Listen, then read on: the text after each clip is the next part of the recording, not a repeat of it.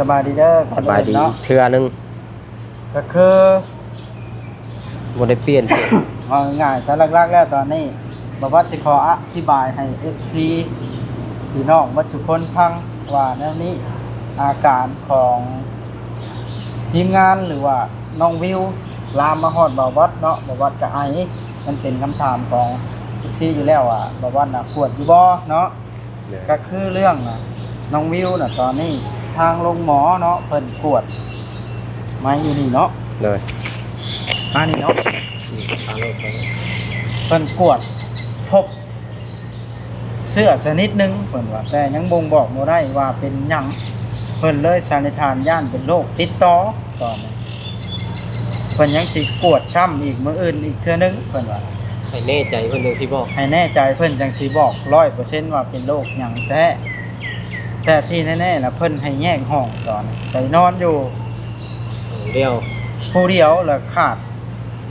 แล้วกำชับบ่ให้ไปเยี่ยมเนาะอย่าลืมกดติดตามเพื่อเป็นกำลังใจให้ผมด้วยนะครับทุกคนขอบคุณมากๆครับครับบายดีเด้อพี่น้องเด้อเปิดภาพเป็นตอนแรงค่ำมืดเราได้บาทพี่น้องเอ้ยค่อยค่ำลงแรงเริ่มตึกเฮาอยู่เฮาก็เลยย่างลงมาตึกตัวนี้เฮาอยู่ชั้น4ลงมาคุยกันก่อนเพราะว่าเพิ่นห่วงห้ามบ่ให้ถ่ายพี่น้องไอ้อยู่เทิงตามห้องเฮาก็เลยมาบอนนั่งเล่นมาคุยกันสิมาเล่าอาการ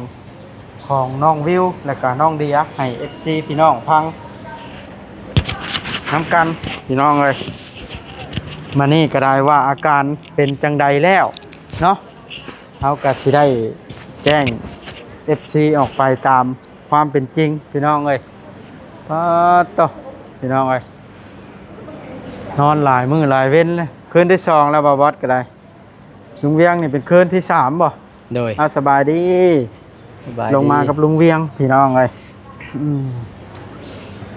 สิว่าในใดเนาะเอาก่อนอื่นเฮาสิเริ่มเล่าจากไสก่อนนี่ให้ FC พี่น้องฟังนะจะถามมาเขาสิเล่าสู่ฟัง และตอนนี้อาการของน้องเพิ่นไปฮอดขั้นใดแล้วอาการของน้องเพิ่นก็ค่อนข้างสิดีขึ้นอยู่แต่เพิ่นสงสัยเห็นว่าเพิ่นยังสงสัยนะเพิ่นให้แยกเดียวเพิ่นสงสัยตัวใดบาดสงสัยจะเป็นโรคติดต่อแบบอันนี้นะแบบไอติดไอต่อกันการมองสงสัยก่อน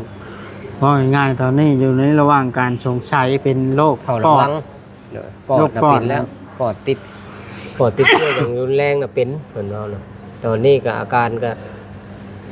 เติบนึงแล้วพี่น้องอยู่ใน ICU คือเก่าไปนั่นใดกันยังลุ้นเพราะง่ายซะฟังตามที่ได้ยินท่านหมอเว้าเนี่ยเพิ่นสงสัยย่านมันเป็นโรคติดต่อตอนนี้ได้ตอนนี้แล้วเพิ่นละให้แยกห้องบ่เพิ่นแยกห้องเพิ่นเผาระวังเพิ่นและห้ามบุคคลภายนอกเขาเยี่ยมให้เข้าได้แต่พ่อกับแม่แต่ให้เฝ้านะเฝ้าเถิดคนเฝ้าเท่าแต่แม่พ่อน่ะนอนรอลิ้นอยู่นอกนี้กลางคืนมาผู้เดียวฮะแล้วมันมี2คนบ่เห็นไผนอนน้องๆบ่มีแล้วมันบ่มีคนนอนได้เพิ่นนอนห้องเบิดเนาะเพิ่นนอนห้องนอนหยังเบิดก็เฮาก็นอนตามหน้าลิฟต์ไปแหละสะก้อนเนาะทายากันยุงเนี่ยก็นอนตามหน้าลิฟต์พอได้จัดถ้าฉุกเฉินบัดเมียแม่ทาวิวนี่น้องวิวน่ะออกมาบ่ได้ไกลกันเลยก็นอนหน้าลิฟต์ทางเข้าห้องเพิ่นแล้วก็นอนนั่นแหละมันแงนพุ่นบ่พี่น้องมาต่อกันสิเข้านั่งน้ำก่อนบ่มีขาตั้งกล้องพี่น้องบ่ได้เตรียมพร้อมปานนั้นเด้สบายดีเด้อสบายดีเทื่อนึงก็คือบ่ได้เปลี่ยนเอาง่ายๆสาระแล้วตอนนี้บ่ว่าสิขออธิบายให้ FC พี่น้องวัดทุกคนฟังว่าแนวนี้อาการของทีมงานหรือว่าน้องวิวลามมาฮอดบ่วัดเนาะบ่วัดจะไอมันเป็นคำถามของ FC อยู่แล้วบ่วัดน่ะปวดอยู่บ่เนาะก็คือเรื่องน้องวิวน่ะตอนนี้ทางโรงหมอเนาะเพิ่นกวดมาอยู่นี่เนาะเลยมานี่เนาะเพิ่นกวดพบ เสื้อชนิดหนึงเพิ่นว่าแต่ยังบ่งบอกบ่ได้ว่าเป็นหยังเพิ่นเลยสันนิษฐานย่านเป็นโรคติดต่อตอนนี้เพิ่นยังสิกวดช้ำอีกมื้ออื่นอีกเทื่อนึงเพิ่นว่า ให้แน่ใจเพิ่นจังสิบอก ให้แน่ใจเพิ่นจังสิบอก 100% ว่าเป็นโรคหยังแท้แต่ที่แน่ๆน่ะเพิ่นให้แยกห้องตอนนี้ไปนอนอยู่ เดียว ผู้เดียวแล้วขาดแล้วกำชับบ่ให้ไปเยี่ยมเนาะ ญาติภายนอกบ่เข้านะพ่อกับแม่นะเข้าได้ คือแบบว่าเนี่ยเข้าไปเยี่ยมบ่ได้แล้วตอนห้าม เพิ่นบ่ ได้แต่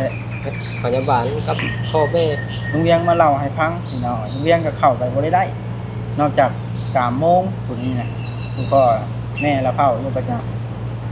ำและเพิ่นกวดพ่อตัวนั้นเบิดทุกอันทุกอย่างบาดนี่เนาะกวดพ่ออันโลกน้องวิวน่ะพี่น้องเพิ่นก็เลยบาดนี่สั่งการมาว่าให้กวดวัดทางครอบครัวของผู้เกี่ยวว่าซั่นเช่นโตบอบอนนี่ก็กวดช่องเทือกบาดอยู่ห้องมอนิเตอร์เทื่อนึงมานี่เขา บ่แล้วใจ เจ้าบ่ได้ใจกวดซ้ำอีกเอาเสมหะไปกวดอีกก็ยังปลอดภัยอยู่พี่น้องยังบ่มีหยังน้องเดียก็กวดซ้ำช่องเทือก บ่มีหยัง ก็ยังบ่มีหยัง ยังไอธรรมดานี่ แม่นละเพิ่นยังนัดกวดมื้ออื่นเช้าอีกบาดเพิ่นสิเอาเสมหะไปกวดอีกบ่บ่ก็ได้น้องเดียก็คือกัน บ่มีหยัง น้องวิวก็คือกันเพิ่นสิกวดซ้ำอีกเทื่อนึงเพิ่นว่าให้มัน 100% เพิ่นจังสิบ่งบอกว่าเป็นโรคหยังตอนนี้อยู่ในระหว่างการสงสัยแม่นก็คืออาการของน้องวิวน่ะตอนนี้ให้ลุงเวียงเป็นผู้เล่าเลยว่า มันเป็นจังไดแล้ว มันก็ง่ายๆก็ทรงโตอยู่ เวลาถ้าไอน้องไอขึ้นมาบัดใดก็เมื่อยคือเก่าหอบคือเก่า อ่า แต่ก็ค่อนข้างสิดีขึ้นแล้ว แล้วกินข้าวอยู่บ่บัด กินอยู่กับบ่หลายพอได้กินยาแม่มันอ้อยกินเต็กลักๆน่ะคือกินนมคือเห็นกินนมเบิด2กล่องแล้ว อ๋อ แล้ว กินนมเนาะ ทั้งพยาบาลทั้งหมอเพิ่นก็มาบอกว่าให้ ยามมาสิบ่เห็นนะให้สู้เบิดทั้งค่าใช้จ่ายพร้อมได้ค่าใช้จ่ายค่อนข้างสิสูงว่าท่านหมอเพิ่นบอกเพราะว่าห้องนี่มัน มา จะ เพิ่ อาจ นก็ยังสูงบ่ มันอาจสิได้ใส่เครื่องออกซิหลายอย่างเนาะมันอาจสิคืนละ10,000 กว่าบาทตายโตนะแล้วก็คืนละ10,000 อ๋อมานี่ได้จ่ายไปบ่ได้นอนคืนเลย 14,000 จ่ายไป 14,000 บาท กับ490 บาท 14,000 รวมจ่ายนิด 400 ๆเนาะ จ่ายมื้อนี้ บ่ได้เกี่ยวกับกินอยู่อะนะ บ่เกี่ยวแต่มันสิเป็นแบบนี้ เพิ่นมาบอกเพิ่นว่าให้พ่อแม่น่ะสู้ได้ๆก็อยากให้สู้แหล้วค่าใช้จ่ายมันสิสูงไปแบบนี้อีกจัก5-6 มื้อผู้ใดเพิ่นว่าอ๋อแต่พ่อกับแม่ตกใจให้แล้วพ่อกับแม่ปรึกษากันว่านึงแม่ให้แล้วแม่น่ะเอาเสียเงินมาได้สิได้มาปัวลูกเขาว่าลูกก็คือว่าแล้วก็สู้ไปก่อน พี่น้อยกำลังคุยกับลุงเวียงอยู่ดีๆแบตผัดตัดไปพี่น้องก็เลยขึ้นมาต่ออยู่ห้องเลยเนาะอาการก็จักสิว่าจังไดล่ะพี่น้องเอ้ยอยู่ในการดูแลอย่างใกล้ชิดทางหมอก็ได้เพิ่นกวดดังนั้นเพิ่นกวดเจอเสื้อโรคชนิดที่ว่าบ่คือหมู่เพิ่นเลยแยกออกเนี่ยทาวิวนะแต่ว่าอาการของเบาหวานกำลังดีเนาะอาการของตัวเบาหวานกำลังดีอะไรเพิ่นตรวจเบาหวานอยู่ของมุกอินเตอร์ก็กวดอยู่ของมุกอินเตอร์ก็กวดมานี่เพิ่นบ่แน่ใจเพิ่นก็ช่องแล้วก็เอาเสมหะเข้าไปกวดกับบ่พ่อหยังพี่น้องเอ้ยในทั้งนี้ก็กวดตอนกลางคืนเพิ่นก็มาดูดเจาะเลือดไปตรวจตอนนั้นประมาณ2 โมงนะกลางคืนนะแล้วตอนเช้าเพิ่นก็มาเอาเสมหะไปกวดตอนเว้นก็เอาไปกวดเสมหะ ก็ยังบ่พอหยังบ่พอเชื้อโรคที่ว่าคือน้องวิวนี่เนาะยังบ่ติดเพิ่นก็เลยสันนิษฐานน้องวิวนี่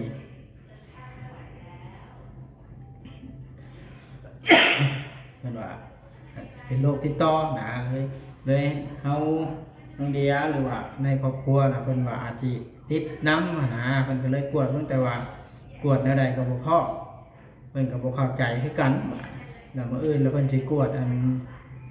น้องวิวน่ะเพิ่มเติมอีกแล้วก็กวดเฮาพร้อมอีกหั้นนะเพราะว่านั่นเดียวเพิ่นก็ใช้ยาฆ่าเชื้อฆ่าหยังอยู่เด้พี่น้องแล้วเฮาสิอันถ้าเกิดว่ามันดีขึ้นมื้ออื่นเฮาสิขอมื้อแหละน้องเดียนะพี่น้องเอ้ยถ้าเพิ่นฆ่าเชื้อฆ่าหยังแล้วนะมาเด้สวัสดีครับน้องเดียเพิ่นกำลังหยอดยาฆ่าเชื้ออยู่หั่นเด้พี่น้องเนาะนอนอยู่โรงพยาบาลนี่แหละคนนอนขวางดินที่นอนเพิ่นเพเบิดแหละพี่น้องเนาะ บ่ได้น่าเป็นห่วงบ่ได้นะน้องเดียบ่ได้มีไข้เลยตั้งแต่มา ไข่ก็บ่มีไอก็เริ่ม ใส่ยาต้านเชื้อแล้วก็ ไอก็เริ่มไข้แน่แล้วเนาะแต่ว่าน้องวิวเพิ่นห้ามเยี่ยมเพราะว่าเพิ่นกวดพบโรคอันที่ว่า ติดต่อเนาะ ติดต่อนั่นเด้แต่ว่าเพิ่นยังบ่แน่ใจฟังเบิ่งมื้อเช้าเพิ่นจังสิเว้าอีกเทื่อนึงนะแต่ว่าเพิ่นให้นอนน้องวิวนะเพิ่นให้นอนพี่น้องเอ้ยเพิ่นให้นอน5-6 คืน